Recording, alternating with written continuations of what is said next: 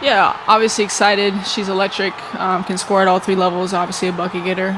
So looking to assist her a lot, space the floor, get her open looks, play. From the opening tip to the final buzzer in both of these first two games, the Oklahoma City Thunder have largely dictated the terms of engagement, controlling the pace, the style, and the flow.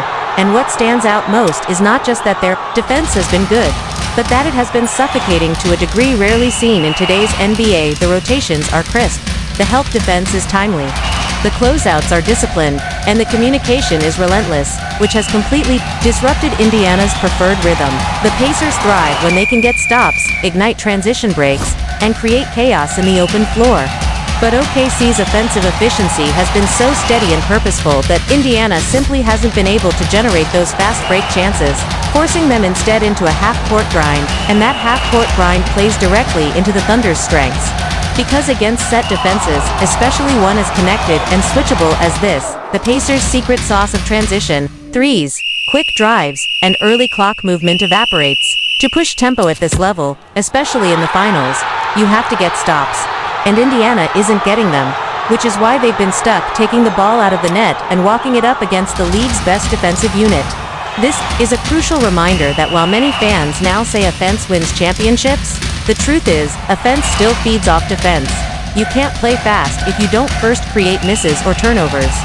And OKC has flipped that equation on its head by using their own shot making to slow the Pacers' legs. Early in Game 2, Indiana tried to pack the paint, daring the Thunder to beat them from outside. And it briefly worked. Shai Gilgeous-Alexander started just 2-4-5, but once Shai adjusted and found his rhythm, the floodgates opened. He picked apart single coverage, roasted double teams, and punished every rotation breakdown, hitting shots over a variety of defenders. From Benedict Mathurin to Aaron Nesmith to Andrew Nembhard, none of whom could consistently stay in front. And when Indiana sent help, Shai calmly found Isaiah Hartenstein, Chet Holmgren, or Aaron Wiggins, who had a standout performance for open looks. This is why Shai is the MVP for a reason. Even if I think Nikola Jokic had a slightly better regular season statistically, Shai has reached a point where he's arguably the best guard in basketball. And that's coming from someone who loves Stephen Curry and Luka Doncic. His two-way impact, ability to control pace, and mental poise make him the kind of player teammates can rally around. He's unshakable, focused on the next play, and even after a heartbreaking collapse in Game 1, his public comments stayed, even killed projecting calm confidence instead of panic.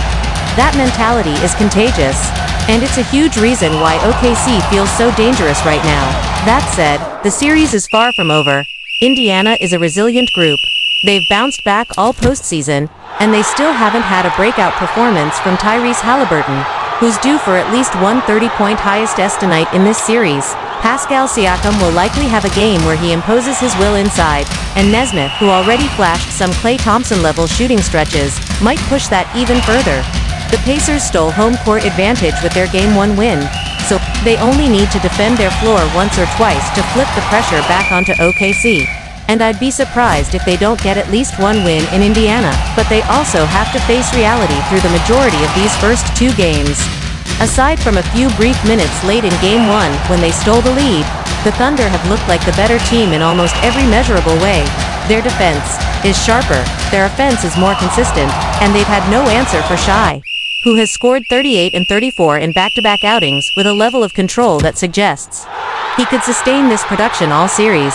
If Indiana can't find a way to disrupt OKC's offensive flow to force turnovers, to get stops that actually lead to runouts, they'll remain stuck in the half-court against a defense built to strangle half-court offenses. And in that scenario, no matter how many big individual games Halliburton, Siakam, or Nesmith might have, the margin for error will be razor-thin, because as we've seen so far, the Thunder don't just beat you with talent, they beat you with discipline, execution, and a refusal to let you play the way you want. ACL journey himself, so to be able to lean on and support each other through that, I think is something that can be motivating. But just excited for Dallas itself. Man, I was so hyped for this game. Like, seriously. I don't even care that my team's not in it. I'm a Pacers fan. I'm a Holly guy. But this finals matchup just had that energy, that vibe where you know you're about to see something crazy. And the moment the ball tipped, I was locked in. Like, here we go, game time. But the first quarter had me all kinds of stressed, because both teams came out looking shaky, shots clanking, weird turnovers, and I'm thinking, man, are we really gonna get one of those ugly finals games where everybody plays tight? But then boom, Boston settles in. Tatum starts cooking a little, Brown's attacking, and their defense just starts suffocating Dallas. Like they're everywhere, hands in passing lanes, contesting everything. And Luka, man, he's still doing Luka things, hitting ridiculous shots, bullying guys in the post, throwing dimes. But you can tell Boston's plan is to make him work for every single thing, and that's the difference in this series so far. They're not letting him get anything easy, no rhythm buckets, everything is a grind, and when you have to work that hard on offense, it's gonna take a toll on your defense too, which is why Boston kept getting these runouts, transition threes, and the crowd is just losing it every time. The Garden is electric, you can feel it through the TV. And then Kyrie. Man, Kyrie's got to be better. I love the guy's skill set, maybe the smoothest handle in NBA history, but you can't be in the finals, on this stage, going ghost for long stretches. And that's exactly what happened.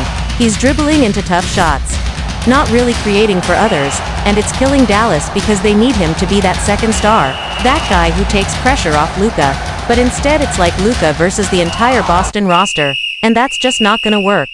Especially when Boston's role players are stepping up, like Derek White hitting timely shots, Al Horford being steady as always, Porzingis giving them that spacing and rim protection. And don't even get me started on GR Holiday.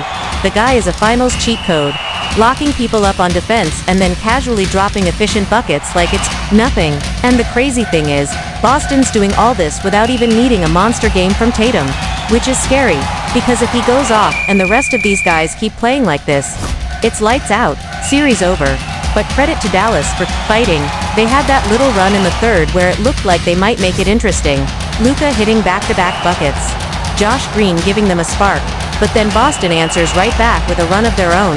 And that's been the story of this series. Every time Dallas makes a push, Boston has an answer, like clockwork. And it just breaks your spirit when you work that hard to cut it to single digits, and then boom. 2 threes later, it's back to 15, and you can just see it on the players' faces, like, man, what do we have to do? And the announcers, don't even get me started. They're acting like this series is already over, throwing out all these legacy takes and MVP discussions before the job's even done. And I get it, that's what they do, but it's so disrespectful to Dallas because we've seen Luka pull off some wild comebacks before. And if Kyrie wakes up, if they can get anything consistent from their bigs, maybe they steal a game and flip the momentum. But right now, Boston just looks deeper, hungrier, more connected, like every guy knows his role and plays it to perfection. And as much as it pains me to say it, as a guy who's been rooting for the West in these matchups, I gotta respect it, because this is championship basketball. This is what it looks like when a team's been through the wars together, learned from their failures, and now they're just locked in. 4 quarters, 48 minutes, no left. And if Dallas doesn't find a way to punch back hard in Game 3, this might be a wrap sooner than we thought. Which is wild to think about because going in, I thought this would be a 6 or 7 game slugfest. But man, right now Boston looks like they're on a mission, and nothing's gonna stop them unless Dallas can find something deep down that we haven't seen yet. Man, this game had me locked in from the jump. I'm not even a Boston or Dallas fan, I'm a Pacers guy, a Hallie guy, but this finals matchup just had that electricity. The opening minutes were sloppy, both sides missing shots, turning it over, and I'm thinking, please don't let this be one of those ugly finals games. Then Boston found their rhythm, Tatum getting downhill, Jaylen Brown attacking, the defense swarming Luka at every turn. Luka still hits some ridiculous shots, but Boston made him fight for every single one. And you could see it draining him. On the other end, Kyrie, man, he's got to step up, one of the smoothest players ever.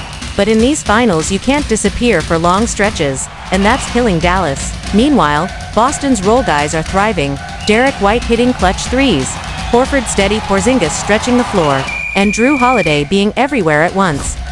Dallas had a little run in the third, Luka sparked it, Josh Green brought energy, but Boston answered immediately, and that's been the story all series. Every Dallas push gets smacked down by a Boston response, and it's breaking their spirit. Unless Kyrie wakes up and Dallas finds another gear in Game 3, Boston might close this out faster than anyone expected.